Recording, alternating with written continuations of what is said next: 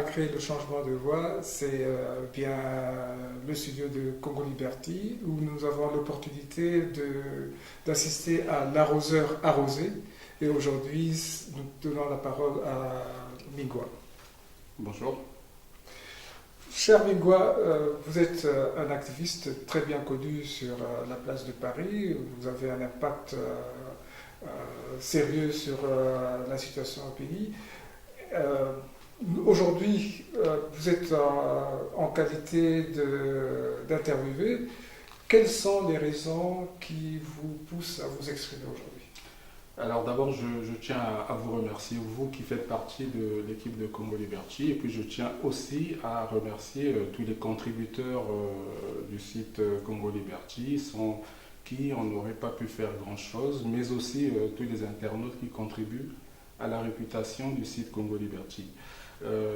Aujourd'hui, je m'exprime, c'est vrai que je le fais rarement, en tout cas en dehors des textes que nous diffusons sur Internet.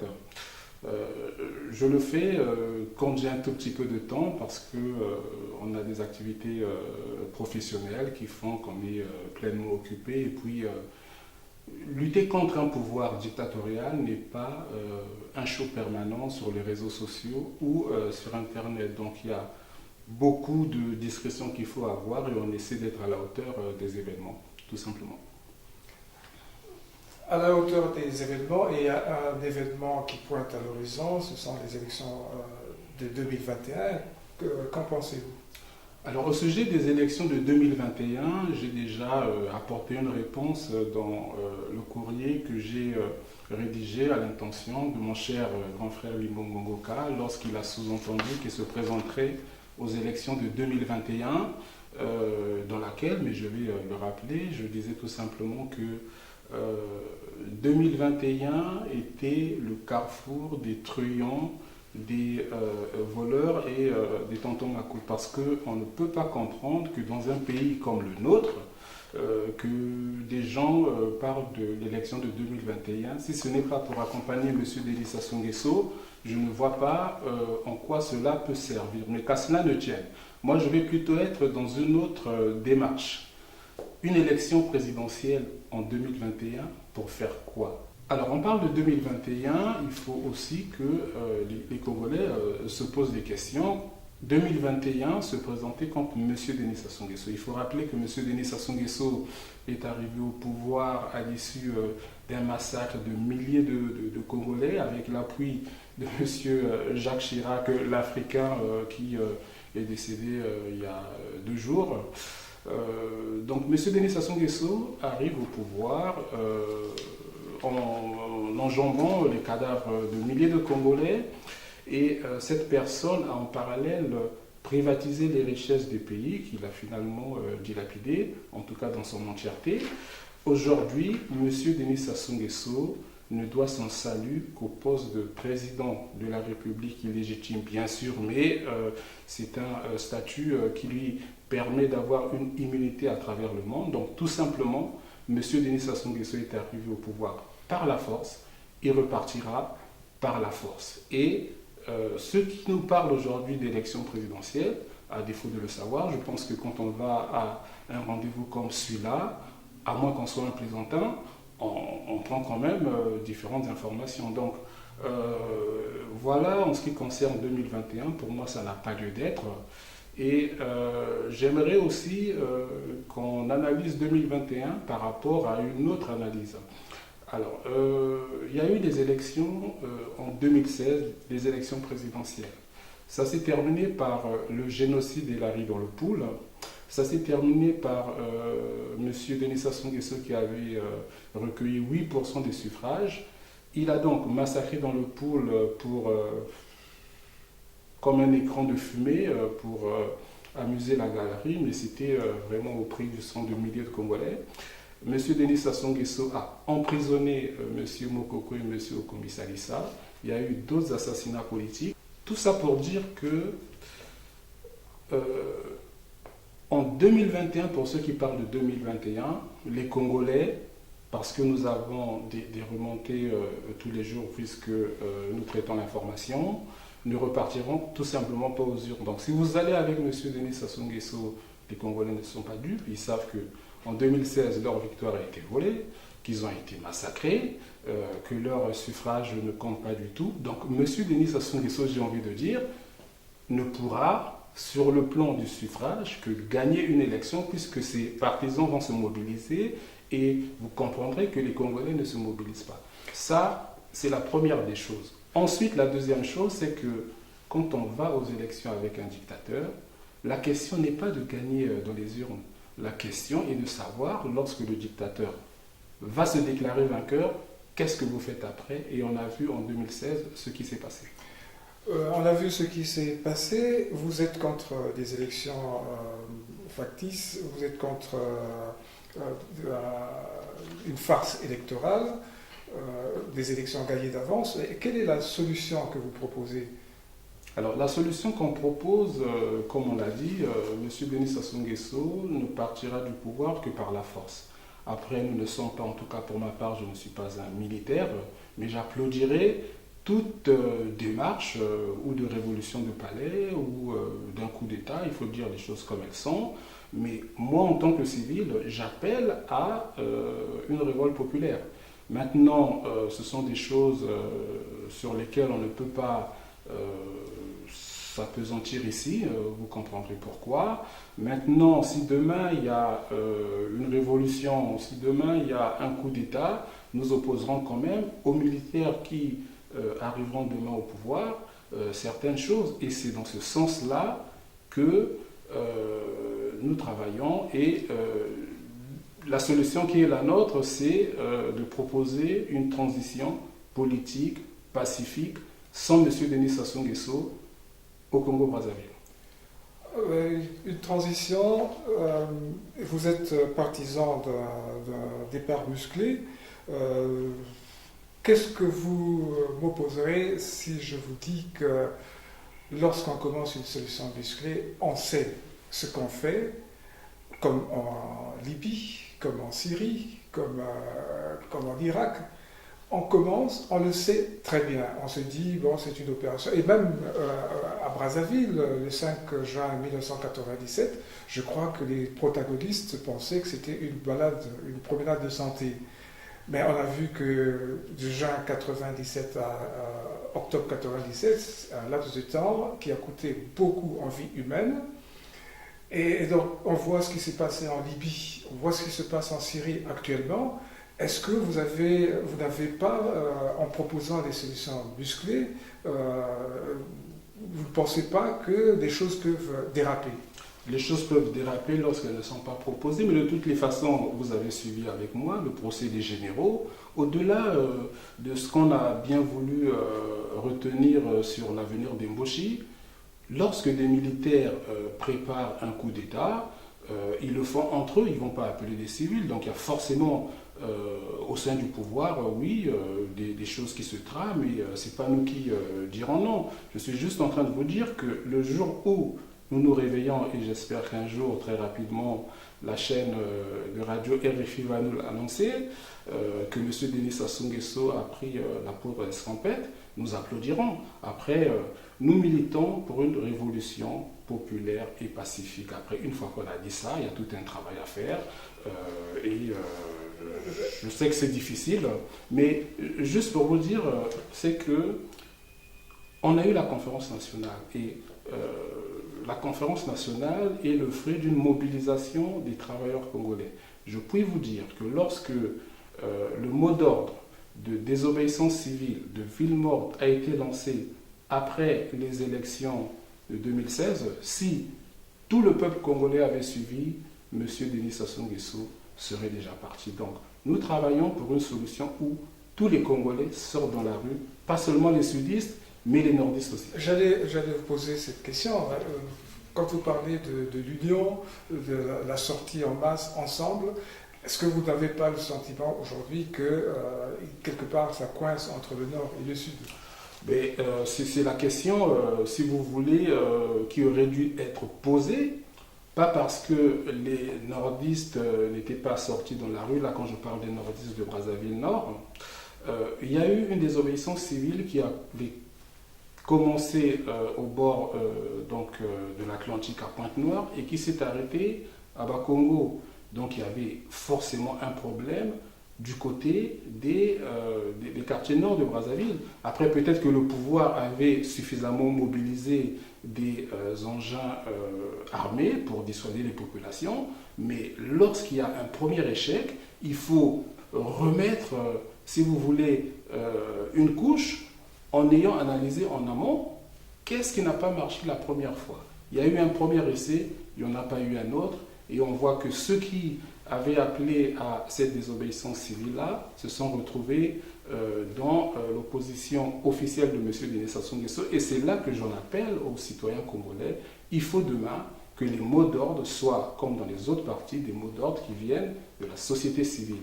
Faites attention aux politiciens congolais, très chers compatriotes, qui, au gré des vents, sont capables de ne pas répondre à vos aspirations profondes, qui est le départ de M. Denis Sassou Nguesso. Le départ de M. Denis Sassou Nguesso, est-ce que lorsque vous en appelez à l'armée, vous ne faites pas en fait, quelque part une guerre par procuration, que vous ne voulez pas vous engager vous-même et que vous faites un appel de pied à l'armée ou à la société civile? Quel est votre propre engagement sur ce plan, même si peut-être qu'il y a des détails qu'il faut... Alors, comme je vous ai dit, aujourd'hui, pour me répéter, je ne suis pas un militaire.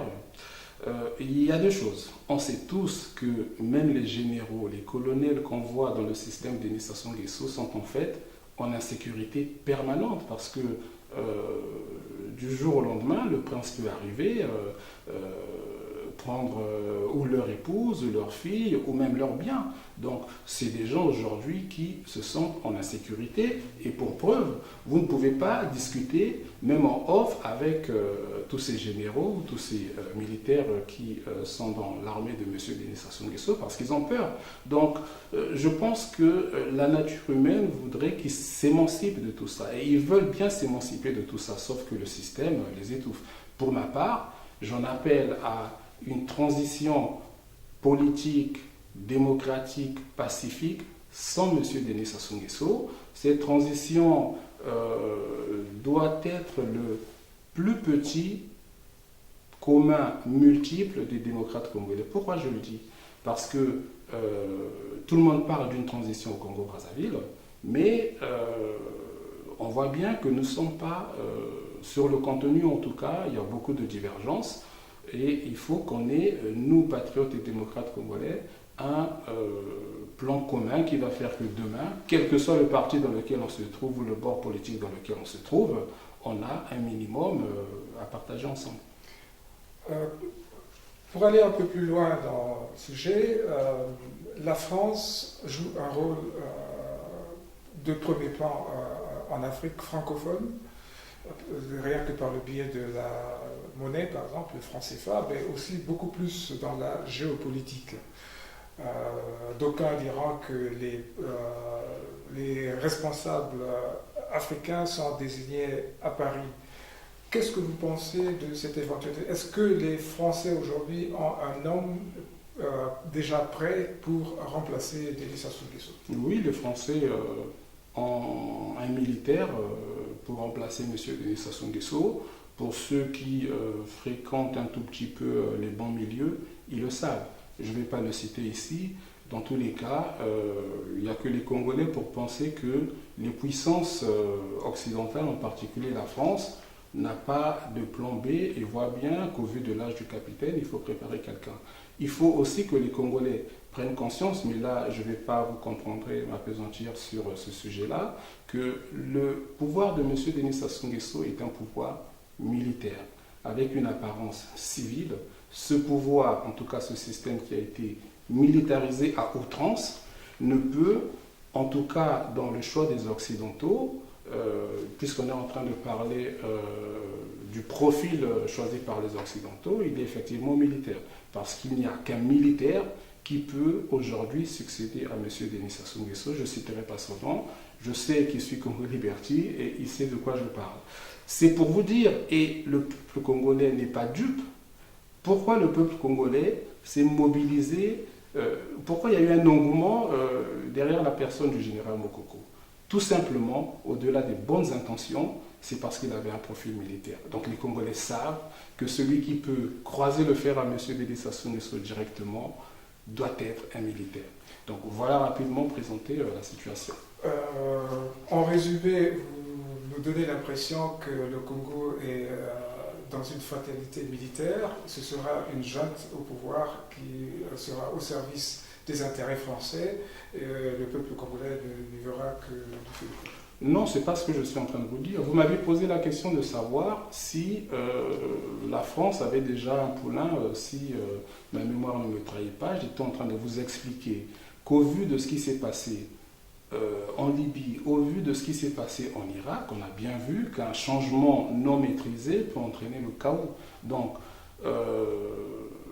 la vision donc, de la France est celle-là. Maintenant, nous qui sommes des militants de la cause congolaise, nous n'allons pas nous aligner sur cette démarche française. Nous avons à opposer une autre alternative, mais qu'à cela ne tienne, le Congo de demain que moi que je prône avec mes amis, c'est un Congo où l'armée de Sassou Nguesso actuellement, puisqu'il n'y a pas d'armée congolaise, cette armée, en tout cas ceux qui n'ont pas participé au massacre des populations, c'est des militaires qui devront prendre une part active dans la transition que nous prenons. Nous prenons une transition avec une tête bicéphale, en tout cas moi c'est ce que je prône, un militaire du haut commandement et un civil. Après ça c'est ma vision.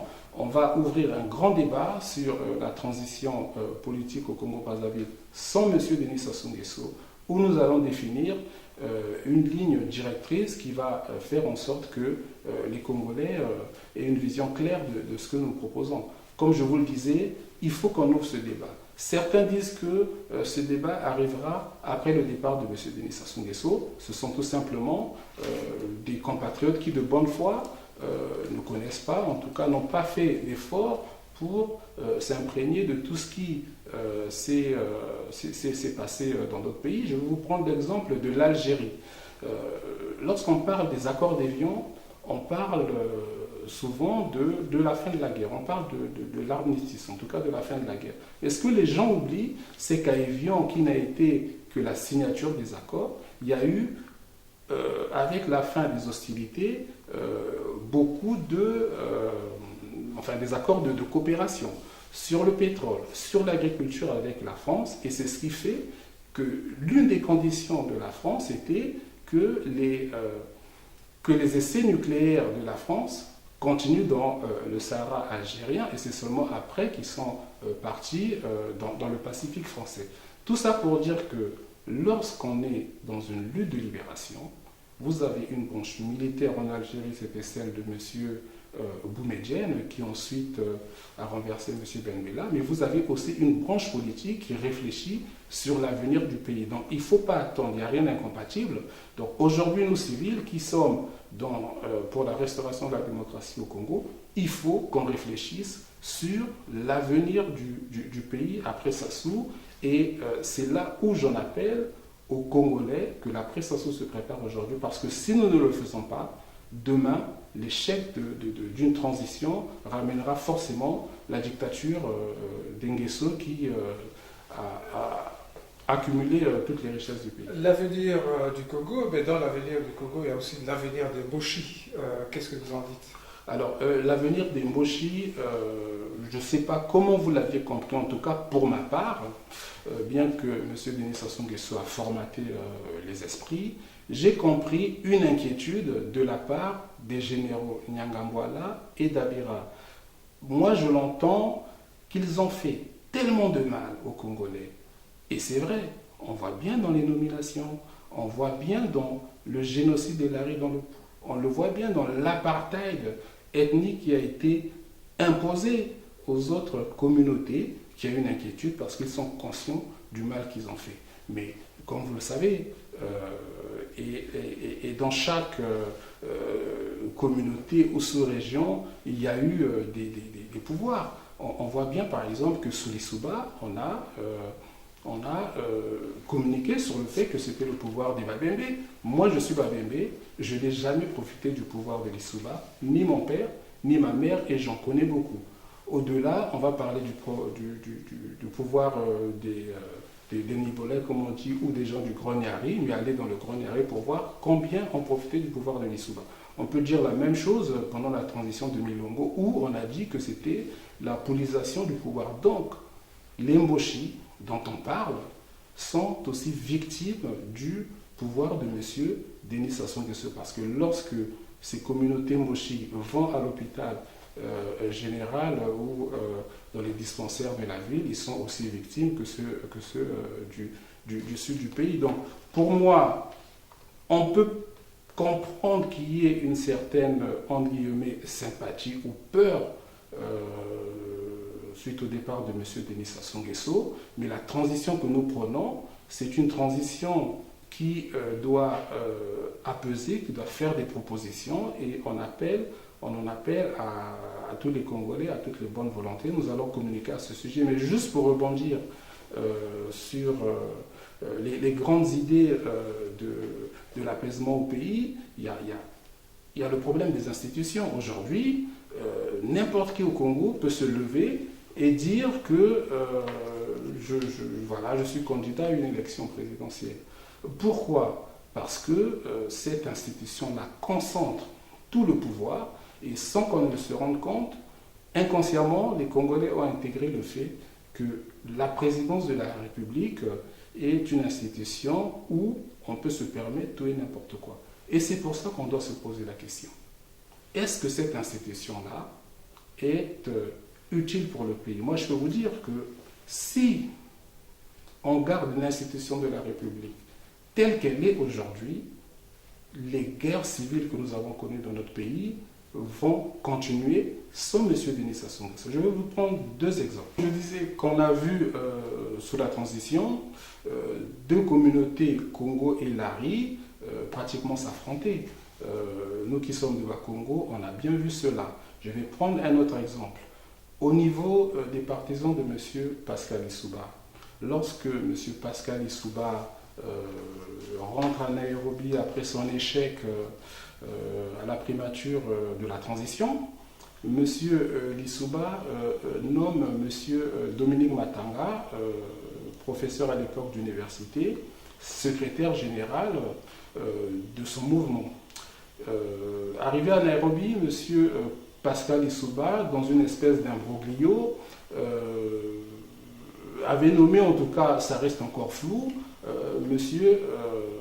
Christophe Mukwege.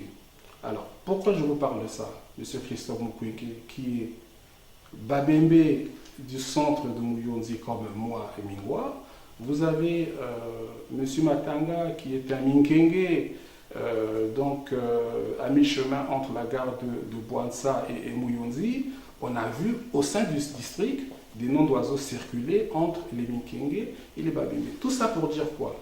Tout ça pour dire que tant que l'institution de la présidence de la République sera celle que nous connaissons, demain, sans M. Denis Sassou Nguesso, nous aurons des conflits. Et comme les partis politiques sont à caractère ethnique, malheureusement, la compétition électorale entre deux leaders d'une région vont forcément nous entraîner à des conflits. Donc la solution aujourd'hui, et c'est là où on appelle à l'élite, c'est de prendre conscience de nos erreurs. Les constitutions des pays, que ce soit la France, la 5e République, qui est une conséquence de la 4e République, ou même aux États-Unis, une constitution doit être historiquement, en tout cas, imprégnée des réalités. Donc, est-ce que cette institution-là est encore acceptable pour notre pays? Moi, je pense que non, mais le débat que nous initions sur la transition devra répondre à cela. Vous avez aussi d'autres questions, celle de l'armée à laquelle nous devons répondre.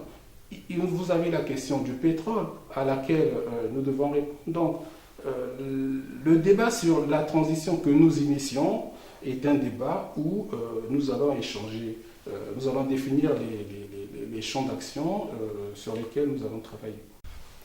Les institutions, nous aurons peut-être de boucler, c'est un champ ouvert sur lequel nous allons revenir. Sur votre site, il y a une affiche indiquant votre déplacement aux États-Unis. Pouvez-vous nous en dire un peu plus? Alors, effectivement, nous avons une tournée américaine où nous allons à la rencontre des compatriotes, comme vous le savez.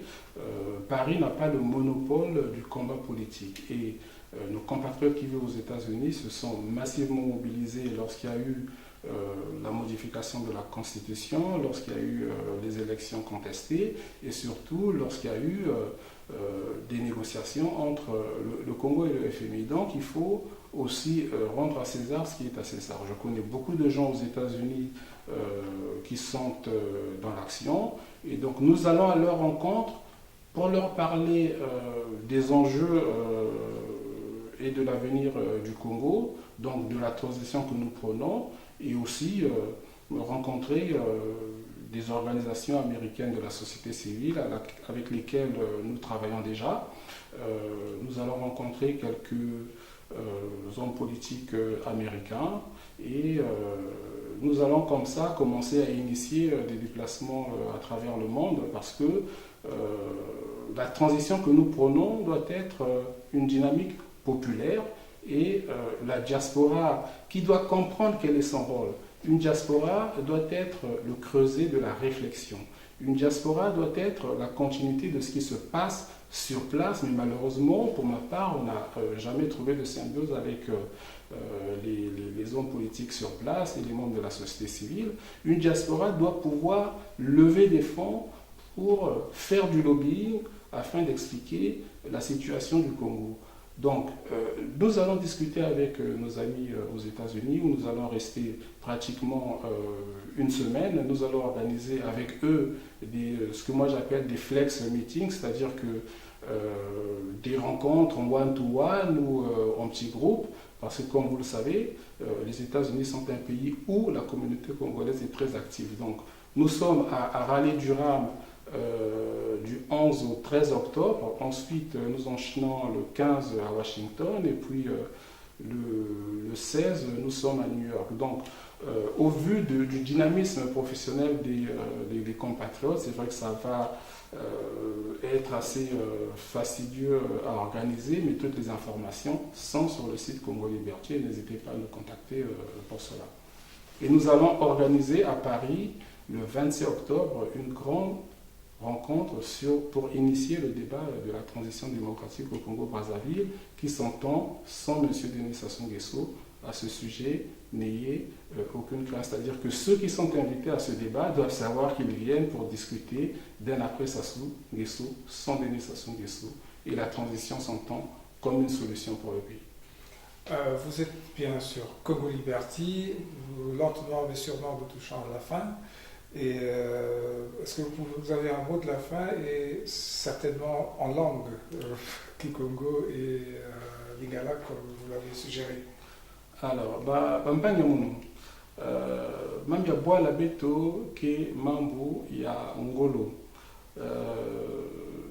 Monchi na ke na kimfumo ya Bois la Beto, linda katuka kaka na Ngolo. Yan kuisa na samu ya kufua babantu mingi na kukwenda yalenda kwenda yani musive yanza basi yanime kwenda babaki simba yandi ba yange kwenda na boloko donc il faut mettre ça la ngolo na kukatula yandi mais il faut mettre noir aussi na kutala ba mambwina betke sala ntango yanke kwenda bwala ke bikana munchango mila bambong nyostu mais si betke bave mbasi na mbasi si vous me vendre avec la kusolo la même ya bwala mba babantu ke nyonga Sassou Nguesso muchindu bayakaka nyonga yandi na ntangu ya professeur Pascal Isuba donc be vandeno ya vanda na baina ke na jibundu ya mukuyango baina mekufa babantu ve bilinda